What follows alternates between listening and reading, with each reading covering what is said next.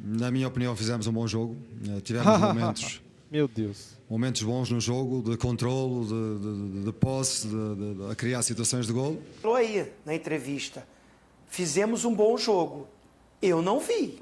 Eu vi um primeiro tempo de razoável para bom, mas não um bom, um excelente jogo. De maneira alguma. Vamos lá, galera. Vamos terminar o vídeo aqui, ó, homenageando os palhaços, né? Deixa eu colocar aqui o nariz de palhaço para ficar perfeito, né? Uma cara de palhaço.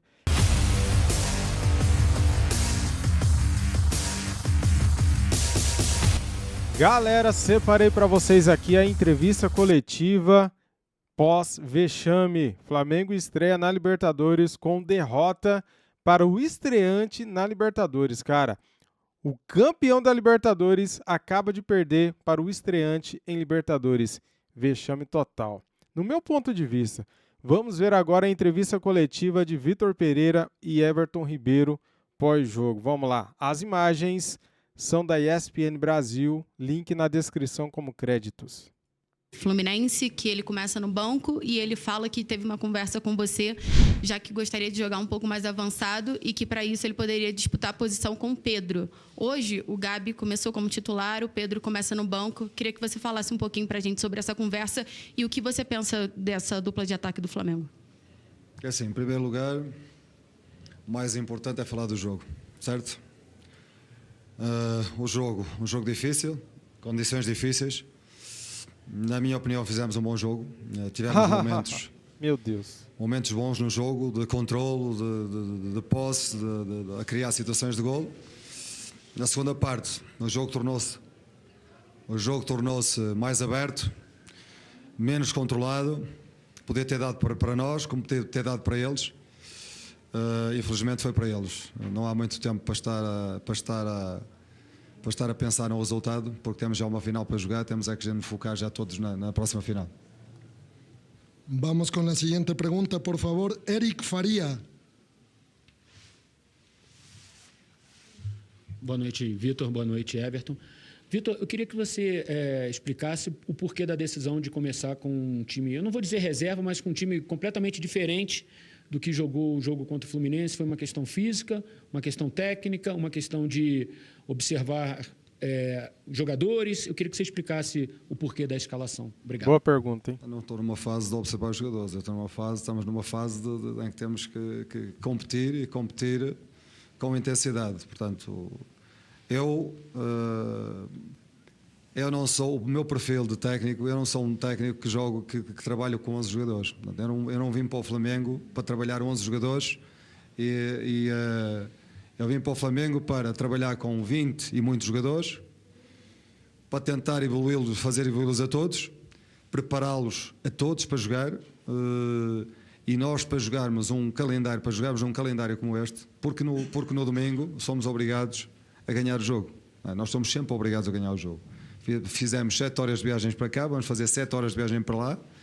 Tivemos um jogo com o Fluminense, um jogo forte, um jogo intenso. Hoje voltamos a ter um jogo forte em condições difíceis e vamos ter já uma final para jogar. Portanto, só há uma forma de garantir que a equipa seja competitiva. É ir gerindo e ir preparando toda a gente para jogar. Portanto, a equipa deu uma boa resposta.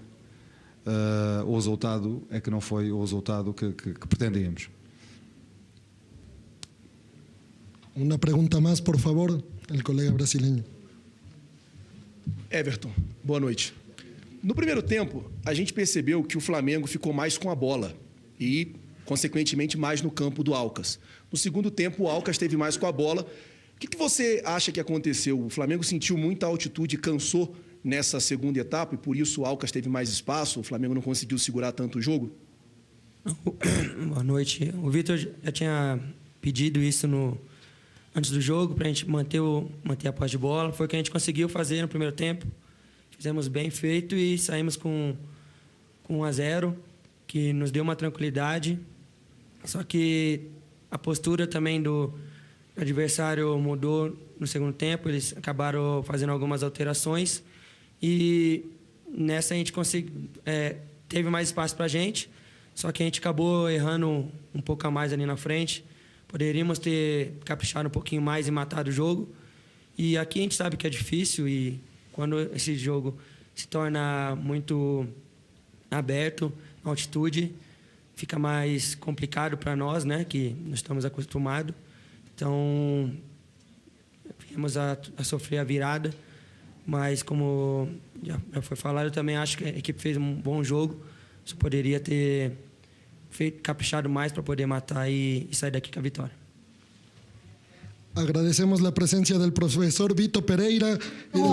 Vitor Pereira, hoje o Everton Ribeiro, capitão do Flamengo na partida de hoje, né? Nós vamos debater um pouquinho, temos dados do Vitor Pereira, porque o retrospecto dele, o combo, Corinthians 2022, Flamengo 23 na Libertadores, é ruim. São duas, tudo bem, muita gente pode falar, mas chegou nas quartas de final o Corinthians, mas vocês lembram, 2 derrotas para o Always Red, pouquíssimas vitórias, o duelo com o Boca nas oitavas, 0-0, 0-0, vamos lá. Jogos, 11, 2 vitórias, 5 empates, 4 derrotas, o aproveitamento muito ruim, 33,3%, gols marcados 6, gols sofridos 9, Corinthians em 22, Flamengo em 23. Pascoal, quero começar contigo. Essa situação no Vitor Pereira, porque ele falou, temos que ganhar sempre, mas ao mesmo tempo falou, eu ainda estou vendo o jogo aqui com o Edu, e eu falei, olha Edu, o Pedro não está conseguindo respirar. Ele está 5 minutos em campo. Ele parou para respirar, ele não estava conseguindo respirar. Não sei se esse tipo de impacto atingiu outros jogadores da equipe do Flamengo. Eu ainda prefiro esperar para ver o que eles vão dizer a respeito dessa parte do futebol, que é a altitude. Né? Esse é um ponto. Segundo ponto, na avaliação do Vitor Pereira, eu consigo ver no primeiro tempo um time com mais disposição, um time com vontade e aplicação. No segundo tempo, parecia um time completamente diferente. Aquele time do primeiro tempo, você apaga. Entra outro time. Na verdade, não. Era o Flamengo que estava em campo. E quanto a jogar o time reserva, aí eu concordo inteiramente com o treinador do Flamengo. Porque ele tem uma decisão domingo. É isso. E a gente falava muito do Alcas, era mais... Ninguém aqui apostava na vitória do Alcas em Libertadores da América. Eles perderam 5 jogadores recentemente negociados. Então tem um time que está sendo montado. E você deixa o seu like, daqui a pouco também outras entrevistas com Gustavo Zupac, Eli Nascimento, os lances também da partida, os gols marcados. E o Fábio Sacramento mandou uma mensagem aqui, Zinho, que agora vai começar, né? Se perder o título carioca domingo, Jorge Jesus pode pintar, porque agora, com a possibilidade... o fantasma, ele cresce. Talvez também muito por conta dos insucessos do Vitor Pereira, mas também pela manifestação. A todo momento vai ficar isso, né, Zinho? Não tem jeito, né, do Flamengo se livrar desse fantasma, né? Até porque o Jorge foi vencedor, né? E o Vitor Pereira também está contribuindo para isso, né? Ele não tem uma... Ele falou aí, na entrevista, fizemos um bom jogo. Eu não vi. Eu vi um primeiro tempo de razoável para bom, mas não um bom, excelente jogo, de maneira alguma. Porque, tecnicamente, os jogadores do Flamengo são muito melhores do que o do Alcas. O time do Alcas é bem limitado. Esse time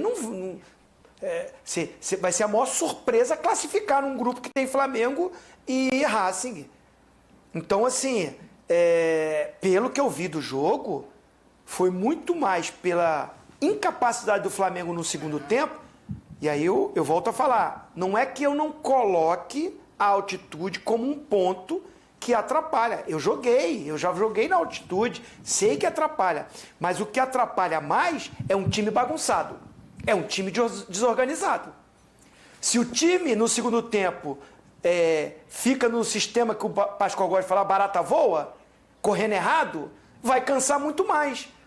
Só foi o Alcas adiantar a marcação, pressionar, colocar mais velocidade no jogo e os erros técnicos aparecerem no time do Flamengo que mudou o jogo. Por quê? Porque é um time que você não sabe qual é o time, qual é a formatação. Ele insistiu e está insistindo no sistema de 3 zagueiros, é o direito que ele tem. Ele é o treinador e falou, vou vir para trabalhar com o elenco, com 20 e poucos jogadores, para evoluir esses jogadores. Ainda não vi essa evolução, já estamos no mês de abril, ainda não vi essa evolução. Né? No sistema, alguns jogadores são beneficiados. O ala, o Ayrton Lucas, que hoje não entrou bem, mas ele tem sido o melhor jogador. Por quê? O sistema privilegia ele, porque ele é mais um atacante do que um defensor. E sabe jogar nessa função. Então, assim, ele está contribuindo para essa instabilidade. Volto a falar, tem que deixar ele trabalhar, tem que deixar ele com as convicções dele. Não foi para isso que tu contratou? Agora não está dando certo, porque o time oscila. Joga um jogo razoável, ganha o clássico, sem ter sido o melhor. O Flamengo ganhou do Fluminense, mas não foi melhor que o Fluminense. O Flamengo matou, teve a chance, fez os gols. E aí um jogador expulso do Fluminense. Tudo que aconteceu no jogo proporcionou a vitória. A ponto dele colocar um time alternativo, porque ele sabe que não está definido contra o Fluminense. E aí vieram elogios, vi alguns comentários, alguns companheiros. Teve a personalidade, barrou o Gabigol, barrou o Everton Ribeiro, colocou o time assim. A gente sabe que é questão de tempo, A vitória apaga um pouco a desorganização que existe ainda no sistema de jogo. A indefinição de peças, de nomes. E isso traz sempre o torcedor lembrando do Jorge Jesus. E ainda mais agora que tá para sair aí, né? Lá do Fenerbahçe. Não sei se já saiu. Estava conversando. Tá. Faltam horas. Faltam pequenos ajustes. É questão de tempo Questão também, de né? tempo. Aliás, galera que está aqui há um bom tempo com a gente, senta o dedo no like. Isso. Temos um amigo em comum, eu e Eduardo Menezes. O Pascoal já falou, né, o que pensa também da discussão do campo. Sim. O Zinho falou da discussão do Vitor Pereira com o torcedor, que disse que isso aqui não pode acontecer. A gente já viu tantas vezes, né, Pascoal? Às vezes vira até folclore. Sim. Depois de um tempo vira história, a gente dá risada. É o caso do... Vira livro. Vira livro. Igual do Levino. Gabriel! O Gabriel estava nessa entrevista no Gabriel. Parte do futebol. O torcedor vive todas as emoções do jogo. O treinador tem que estar concentrado no jogo, para analisar o time dele, ver onde ele precisa trabalhar, que tipo de movimentação ele precisa melhorar. Se ele estiver disperso, não vendo tudo, ficar mais prestando atenção no que vem da arquibancada, aí ele perde aquilo que ele tem que fazer, que é o controle do elenco, o controle do time dentro de campo. Porque ele dá munição também, né, Pascoalzinho e Felipe, para a galera que tá xingando, porque aí o cara fala, opa, pegou ar. O pegou ar ele sentiu ali. E aí ele fica discutindo sentiu o golpe, o que mostra, às vezes, que essa situação realmente mexeu com ele. Dos jogadores, e o Pascoal, e a gente que foi repórter, viu tantas vezes acontecendo. Exato. Mas e o Felipe levantou uma situação que eu acho que fica muito nessa linha tênue. Vai levar para o vestiário ou não vai, Zinho? Você acha que chega para vestiário essa discussão dos jogadores? O Cebolinha e o Gabriel? Assim, é difícil, né? É difícil, assim... Eu já tive discussão que, assim, você fica arranhado, fica um período, né, um bicudo com o outro. É bom os líderes do grupo, de repente, chegar, vai no ouvido. Agora é o momento, assim, deixa contar até 10, deixa respirar, não adianta falar agora, perde um jogo como perdeu, né? O Flamengo, assim, nas minhas contas, desde 2019 para cá, ganhava na estreia. Né? Pode ter sido até antes, mas eu estou pegando do título, né? De voltar a vencer a Libertadores, 2019, ganhava na estreia. Aí perde para um time que está todo mudado, o Alcas, foram 6 mudanças do time que foi campeão ano passado. Com todo respeito não, né? Que assim, quando você fala, o Mauro Naves fala pra gente, né, o Pascoal, com todo respeito é que você não está respeitando. É fato.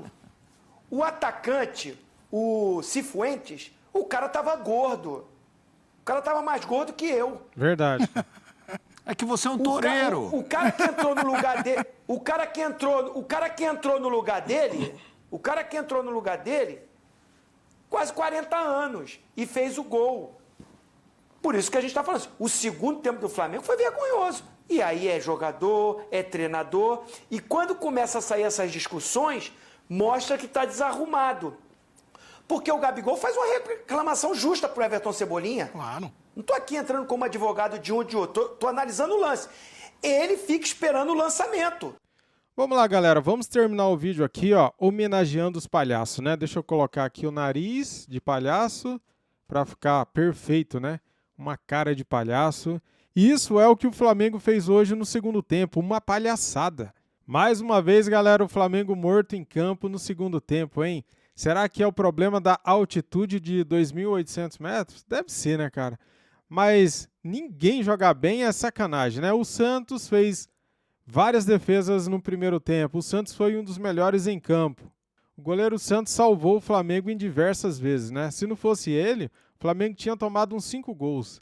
O Matheus França fez um belo gol e só também. Cara, não dá pra tirar nada desse time de hoje, cara. Desse jogo de hoje. Pra me convencer que esse jogo ruim de hoje é porque o foco está na final do Carioca, primeiramente tem que vencer o Fluminense no fim de semana, né? Pra depois a gente acreditar que era por isso. Mas, cara, perder na estreia da Libertadores para um time como o Alcas, um time que está em 12º lugar no campeonato equatoriano, que é um campeonato fraco, nem se compara com o campeonato brasileiro. O campeão da Libertadores estreia perdendo para o estreante da Libertadores. Cara, não dá pra engolir. O que eu vi hoje em campo, um catado. O Flamengo não tem padrão nenhum. Depois entrou no segundo tempo os titulares, o Pedro, o Gerson, entrou o Cebolinha. Cara, entrou todo mundo ali, mas cadê o futebol? O Flamengo não entrou em campo no segundo tempo. Vergonhoso, galera. Por isso que eu estou assim homenageando os queridos palhaços, né? Porque hoje o que aconteceu no segundo tempo foi uma baita palhaçada, né? É isso, pessoal. Fazer o quê, né? A gente tá aqui e agora somos motivos de gozações e sacanagem. Fazer o quê?